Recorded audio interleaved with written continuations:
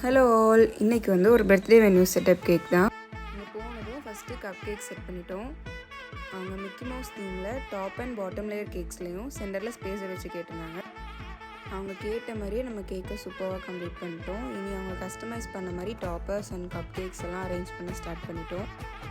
Stage டெக்கரேஷனுக்கு suit ஆகிற மாதிரியே cake கேட்டிருந்தாங்க. ஸோ அங்கே குட்டி குட்டி மிக்கி மவுஸ் ப்ளேஸ் பண்ணிவிட்டு பேபியோட நேமையும் சென்டரில் ப்ளேஸ் பண்ணிட்டோம்.